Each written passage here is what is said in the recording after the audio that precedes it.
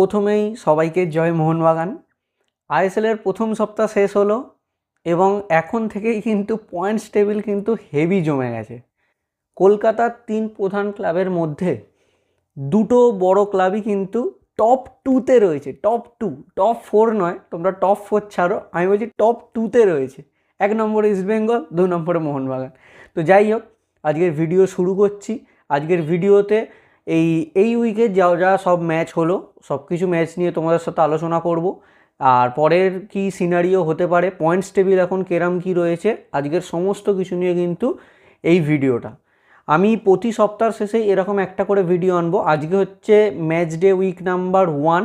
এরপরে যত match day মানে ম্যাচ উইক যত এগোবে আমি এরকমভাবে কিন্তু ভিডিও কিন্তু আনতে থাকবো। তো যাই হোক, আজকের হচ্ছে প্রথম ভিডিও, মানে ম্যাচ ডে উইকের হচ্ছে আজকে প্রথম ভিডিও। আর প্রথম ভিডিওটা আজকে আলোচনা করব, তোমাদের বললাম যে কয়েকটা ক্রিটিক্যাল যে ম্যাচগুলো রয়েছে সেগুলো নিয়ে। তবে মোহনবাগান ইস্ট বেঙ্গলের ম্যাচ আমি আলোচনা করবই, আর সাথে হচ্ছে পয়েন্টস টেবিলে কে কোন জায়গায় রয়েছে সমস্ত কিছু আজকের ভিডিওতে থাকছে। তাহলে চলো ভিডিওটা শুরু করা যাক। আচ্ছা, তাহলে এবার আসা যাক হচ্ছে ম্যাচের কথা। প্রথম আজকের ম্যাচটা যেটা নিয়ে আলোচনা করব সেটা হচ্ছে এই উইকের সবথেকে বড় match, East Bengal versus north east United FC.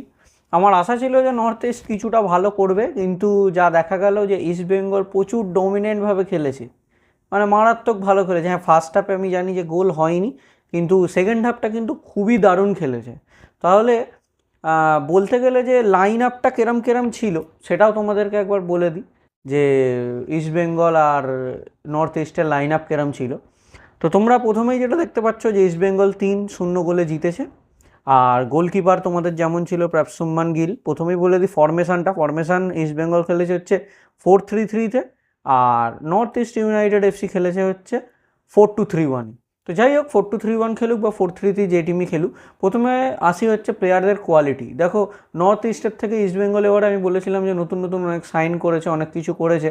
তো সেই দিক থেকে বলতে গেলে কিন্তু ইস্টবেঙ্গল কিন্তু কোয়ালিটির দিক থেকে অনেকটা এগিয়ে। তো যাই হোক, তোমাদের যেটা বলছি, এখানে তোমাদের ইজাজরি কিন্তু 2টো গোল করেছে। তারপরে ম্যাগুয়েল ফিগুয়েরা ভালো খেলেছে, দারুণ। হ্যাঁ, গোল করেছে যেটা আমি সেটা বলছি, কিন্তু এছাড়াও কিন্তু বিপিন সিং, সাউল ক্রেসপো এরা কিন্তু যথেষ্ট ভালো কাজ করেছে। আর সেরমভাবে তোমাদের প্রাপসুম্মান গিলকে কিন্তু টেস্ট করতে পারেনি নর্থ ইস্ট অ্যাটাকাররা। আর আর দেখতে গেলে হচ্ছে নর্থ ইস্টের তরফ থেকে কিন্তু পার্থিব গগৈ ওয়াস্ট ছিল পুরো, আমার অতটা ভালো লাগেনি, খুবই বাজে খেলেছে। আর বাদ বাকি পুরো টিমেরই অতটা ভালো ব্যালেন্স ছিল না, কোয়ালিটির অভাব ছিল, যেটা আমি বারবার বলছি। ইস্টবেঙ্গল কিন্তু শুরু থেকেই আক্রমণ করেই আসছিল, শুরু থেকে আক্রমণ করে। হ্যাঁ, গোল পায়নি ফার্স্ট হাফে, কিছু আনলাকি ছিল, বার পোস্টে লেগেছে, এসব অনেক কিছু হয়েছে, কিন্তু তারপরেও কিন্তু তারা কিন্তু গোল পায়নি। এবং সেকেন্ড হাফে কিন্তু অস্কার ব্রুজন কিন্তু দারুণভাবে ট্যাকটিক্যাল চেঞ্জ করে কিন্তু নর্থ ইস্টকে 3-0 গোলে হারিয়েছে। আমি এটা প্রথমে আশা করিনি যে 3-0 গোলে হারাবে কোনো, মানে নর্থ ইস্টের মতো টিমকে যারা ডুরান্ট ডিফেন্ড করে আসছে। আশা করেছিলাম যে ইস্টবেঙ্গল অবশ্যই জিতবে, কিন্তু এতটা ভাবিনি যে ইস্টবেঙ্গল 3-0 গোলে এগিয়ে যাবে। তো যাই হোক, এইটা হচ্ছে ইস্টবেঙ্গল আর নর্থ ইস্টের ম্যাচ ব্রেকিং, যেটা বললাম তোমাদের, দেখালাম সমস্ত কিছু প্লেয়ার দিয়েও যে ট্যাকটিক্যালি কেরমভাবে কী ছিল বা সমস্ত কিছু। এরপরে যেটা আসবো সেটা হচ্ছে, আমি এর আগেও একটা ভিডিও তো আমি করেওছি অলরেডি, রিভিউ ভিডিও, যে মোহনবাগান আর কেরালার ভিডিও।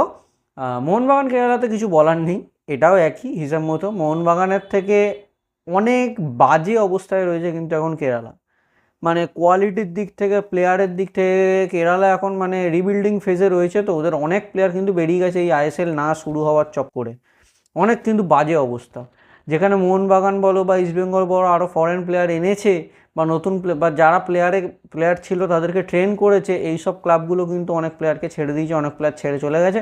সেই জন্য কিন্তু খুবই বাজে অবস্থা, এবং পয়েন্টস এবং মানে খেলার রেজাল্ট যা হওয়ার তাই হয়েছে। মোহনবাগান 2 গোলে জিতেছে। আমি আশা করেছিলাম যে আরও গোল করবে, কিন্তু ঠিক আছে, প্রথম ম্যাচ, একদম প্রথম ম্যাচ, প্রথম শুরু হচ্ছে, তো ঠিক আছে, একটু কনফিডেন্সের অভাব ছিল মোহনবাগানেরও মাঝে মধ্যে। মানে দেখো, ভিশাল কায়েতকে সেরকমভাবে তো টেস্ট করতে পারেনি কেরালা ডিফেন্স, আমি আগের ভিডিওটাতেও বলেছি, তোমরা দরকার হলে ওই ভিডিওটা চেক করো। আর মানে একটা দুটো শট নিয়েছিল, কিন্তু ঠিক আছে, খুবই ভালো করেছে। মানে মোহনবাগানের ডিফেন্স খুবই ভালো ছিল এবং মিডফিল্ডটা তো খুবই ভালো, আমি বলেছিলাম। তো যাই হোক, মোহনবাগান কেরালাটাও হয়ে গেল। এবার আসি হচ্ছে বেঙ্গালুরু এফসি আর দিল্লি। হ্যাঁ, হায়দ্রাবাদ আর খেলছে না, হায়দ্রাবাদের পরিবর্তে খেলছে হচ্ছে এসসি দিল্লি। তো সেই দিল্লি আর ব্যাঙ্গালোরের ম্যাচ খেলা হয়েছিল, এবং একটা সবথেকে ভালো খবর যেটা আমরা সবাই জানি সেটা হচ্ছে আমাদের Indian goat Sunil Chhetri sir goal করেছে। একই ফর্মে কিন্তু রয়েছে বলতে গেলে। আইএসএলের প্রথম ম্যাচ শুরুর ম্যাচেই আমরা যদি সুনীল ছেত্রীর গোল দেখতে পেয়ে যাই, ভাই ভাই ভাই, আইএসএল এবারে খুব ভালো হচ্ছে। হ্যাঁ জানি ম্যাচ অনেক কমে গেছে, বেশি দিন ধরে লিগ হয়তো চলবে না, but Sunil Chhetri sir goal করেছে। This is Sunil Chhetri. যাই হোক, এই ম্যাচেও কিছু বলার নেই, ব্যাঙ্গালোর যথেষ্ট ভালো খেলেছে। হ্যাঁ, স্কোর লাইনটা হয়তো তোমার 2-0 মনে হচ্ছে, এটা 3-0 বা 4-0 হতে পারতো। দিল্লি খুবই বাজে খেলেছে বলতে গেলে, সেরকম ভালো খেলেনি, ব্যাঙ্গালোরের সামনে টিকে থাকার মতো টিম নয়। আর এর পরের যে ম্যাচটা, সেটা আমি খুবই শকিং যে এফসি গোয়া আর ইন্টার কাশি আই লিগ থেকে নতুন প্রমোট হওয়া টিম, এবছর প্রথম বছর তারা আইএসএল খেলতে আসছে, আমাদের হাবাস দাদুর টিম, আমরা সবাই জানি। তো যাই হোক, সেইখানে কিন্তু ইন্টার কাশি কিন্তু এই ম্যাচটাতে প্রথম গোল করে এগিয়েছিল প্রায় 80 মিনিটের কাছে, পেনাল্টিতে মনে হচ্ছে, পেনাল্টিতে গোয়া ইকুয়ালাইজ করেছে। কিন্তু যাই হোক, আমি ভেবেছিলাম যে ইন্টার কাছে যদি এই ম্যাচটা যদি জিতে যায় তাহলে কিন্তু মিরাক্কেল হয়ে যাবে ভাই। প্রথম আইএসএল শুরুতেই যদি এরকম ধরনের ম্যাচ যদি চলে আসে, এফসি গোয়া নাকি ইন্টার কাশিকে নাকি হারাতে পারেনি, নতুন টিম। আমি মানছি ইন্টার কাশি ভালো টিম, খারাপ টিম কোনোটাই নয়, কিন্তু এফসি গোয়ার জেতা এই ম্যাচটা উচিত ছিল। তারা কিন্তু প্রথম দিনেই কিন্তু মানে ওই ম্যাচ ডে উইক নাম্বার 1-এই কিন্তু তারা পয়েন্ট লুজ করে দিয়েছে, 2 পয়েন্ট। আর ইন্টার কাশির জন্য এটা খুবই ভালো, অ্যাওয়ে গেম ছিল, ফাটোরদাতে গিয়ে গোয়ার থেকে 1 পয়েন্ট বার করে নিয়ে আসা খুবই ভালো, এবং সলিড খেলেছে তারা। আর গোয়ার মেন ব্যাপারটা হচ্ছে গোয়ার মিডফিল্ডটা একটু প্রবলেম হয়ে গেছে, সেই জন্য, আর কিছুই নয়। এরপরের যে ম্যাচটা আসবো সেটা হচ্ছে জামশেদপুর এফসি আর আমাদের কলকাতার আর একটা ক্লাব মোহামেডান এফসি। ভাই এখন না মানে কলকাতার 3টে ক্লাবের বলতে মোহনবাগান, ইস্টবেঙ্গলের পরে মোহামেডান বলতে আর ইচ্ছা করে না। বিগত ভাই এত বাজে কারা খেলে, এত বাজে। জামশেদপুর একটা মাত্র গোল করতে পারে, জামশেদপুর আর মোহামেডান ম্যাচে জামশেদপুর স্কোর লাইন 1 আর মোহামেডান এসসি 0। ভাই জামশেদপুরের আরও 1-2 গোল করা উচিত ছিল। মোহামেডান বাজে, খুবই বাজে খেলেছে। তোমরা যারা মোহামেডান সমর্থক রয়েছো, যারা আমার ভিডিও দেখছো, তাদেরকে সরি, কিন্তু তোমাদের টিম কিন্তু খুবই বাজে হয়েছে। তোমরা নিজেরাই বুঝতে পারছো, যেখানে মোহনবাগান কেরাম বানিয়েছে, ইস্টবেঙ্গল কেরাম বানিয়েছে, ইভেন চেন্নাই, ইভেন হচ্ছে ব্যাঙ্গালোর, আমি আসবো চেন্নাই ম্যাচের কথায়, ব্যাঙ্গালোর তারা দেখো কেরাম টিম বানিয়েছে, আর তোমরা দেখো মানে মোহামেডান কেরাম ধরনের টিম বানিয়েছে। এটা কিন্তু খুবই বাজে। আমি আসবো মোহামেডান নিয়ে, একটা আমার ইচ্ছা আছে যে একটা মানে পুরো একটা ভিডিও করার। আমি অনেক দেখেছি, আমি ইউটিউবে অনেক জায়গাতে মোহামেডান এসসি নিয়ে সেরকম একটা ডিটেলসে কোনো ভিডিও নেই। তো আমি চেষ্টা করব যে মোহামেডান সম্বন্ধে একটু মানে নিউজ জোগাড় করে তোমাদের কাছে একটা ভালো একটা ভিডিও উপহার দেওয়া। তো এই ম্যাচটা নিয়ে বেশি কিছু বলার নেই, জামশেদপুর আর মোহামেডান খুবই বাজে ম্যাচ হয়েছে। জামশেদপুর তো অবভিয়াসলি জিতবে, কিন্তু গোল যে একটা করেছে আমি তাতে খুশি নয়, জামশেদপুর আরও ভালো কিন্তু করতে পারত। আর চলে আসি আজকের হচ্ছে সবথেকে লাস্ট যে ম্যাচ, সেটা হচ্ছে তোমরা বুঝতেই পারছো, মুম্বাই সিটি আর চেন্নাই সিএফ। হ্যাঁ, এটারও স্কোর লাইন 1-0, বাট এই ম্যাচটা কিন্তু ড্র হতে পারতো, 2-2 বা 1-1 আমার প্রেডিকশান ছিল। চেন্নাই কিন্তু খুবই ভালো খেলেছে, চেন্নাইয়ের ডিফেন্স কিন্তু খুবই ভালো, কিন্তু হ্যাঁ, প্রীতম কোটালের একটা ওন গোলেই মুম্বাই সিটি এফসি জিতে গেছে ঠিকই। মুম্বাইকে আমরা বিগত 2-3-4 বছর ধরে যেরকম দেখে আসছি, এবছর কিন্তু মুম্বাই কিন্তু সেরকম খেলেনি। এবার জানি না প্রথম ম্যাচ বলে এরকম খেলেছে বা কিছু হতে পারে, কিছু টায়ার্ড লেগ থাকে, মানে টায়ার্ড লেগ বলতে ম্যাচ ফ্রেশ নয় সেরকমভাবে অনেক প্লেয়ার থাকতে পারে। সেই জন্য যত এগোবে ম্যাচ ডে আমরা তত জানতে পারবো যে কোন টিম কেরাম খেলছে। তবে প্রথম ম্যাচ ডে উইকেট দিক থেকে দেখতে গেলে চেন্নাই কিন্তু দারুণ কিন্তু গেমটা খেলেছে। মুম্বাই গেমটা জিতেছে ঠিকই, কিন্তু এটা ড্রও হতে পারতো। আর এরপরে চেন্নাইয়ের ম্যাচ রয়েছে হচ্ছে আমার টিম, মানে মোহনবাগানের সাথে, আমার টিম বলতে মোহনবাগানের সাথে রয়েছে। তো সেইটার একটা প্রিভিউ ভিডিও আমি নিয়ে আসবো খুব শিগগিরই। কালকে ম্যাচ, তো আজকে ধরো 20 তারিখ, তো ম্যাচ ডে হচ্ছে তোমার থাকবে 23 তারিখ। আমি 21 তারিখ বা 22 তারিখ সকালে করে আমি কিন্তু এই ভিডিওটা পোস্ট করে দেবো, যে মানে ম্যাচ প্রিভিউটা আমি চেষ্টা করবো যে 22 তারিখ সকালে যাতে তোমরা দেখতে পাও, আর 23 তারিখে মানে একটা দিন যাতে তোমরা ঠিকঠাকভাবে দেখে নিতে পারো যে আমাদের টিম কেরাম কী হচ্ছে, লাইন আপ কেরাম হতে পারে, কেরাম ট্যাকটিকে আমাদের খেলাবে। লোবেরা, সমস্ত কিছুর একটা ভিডিও আসবে। তো আজকে এতটাই। আর এরপরে আসি হচ্ছে পয়েন্টস টেবিল নিয়ে, যে পয়েন্টস টেবিলে কিরম কী থাকছে। তোমাদের পয়েন্টস টেবিলটাও একবার দেখিয়ে দিই। পয়েন্টস টেবিল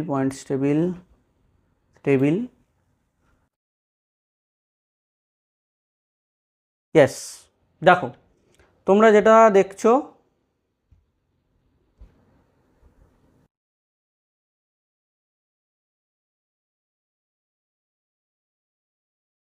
হ্যাঁ, তো তোমাদের এবার দেখিয়ে দিই হচ্ছে পয়েন্টস টেবিলটা, যে পয়েন্টস টেবিলটা কেরম কী রয়েছে।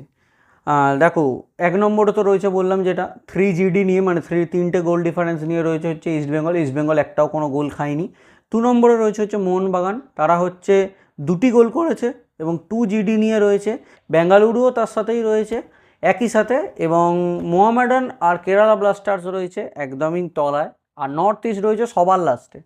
আমি চাইবো যে নর্থ ইস্ট আর কেরালা একটু ভালো করুক। হ্যাঁ, প্রথম দিন ম্যাচ ডে ঠিক আছে, হেরেছে, কোনো ব্যাপার না।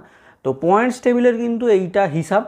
আর ইস্ট বেঙ্গলের পরবর্তী ম্যাচ রয়েছে, আমি দেখে তোমাদের বলে দিই। ইস্ট বেঙ্গলের পরবর্তী ম্যাচ রয়েছে হচ্ছে কালকে, মানে হচ্ছে কাল হচ্ছে তোমাদের 21 তারিখ। হ্যাঁ, কাল 21 তারিখ ম্যাচ রয়েছে হচ্ছে দিল্লির সাথে ইস্ট বেঙ্গল। আশা করি ইস্ট বেঙ্গলের এটা খুব ইজি উইন হবে, অতটা টাফ উইন হচ্ছে, মানে টাফ ম্যাচ নয়। আর এরপরে যে মোহনবাগানের ম্যাচ রয়েছে হচ্ছে, আমি যেটা বললাম 23 তারিখ রয়েছে মোহনবাগান ভার্সেস চেন্নাইন এফসি। এই ম্যাচটা তো আমি প্রিভিউ করব, তবে এই ম্যাচটা একটু ট্রিকিটাই আছে, একটু টাফ রয়েছে, কারণ চেন্নাইয়ের ডিফেন্স মিডফিল্ড কিন্তু খুবই সহজ, মানে খুবই শক্ত। সহজ বলতে মানে অতটা তাড়াতাড়ি ভাঙা কিন্তু কঠিনই হবে। তো যাই হোক, দেখা যাক এবারে কি হয়।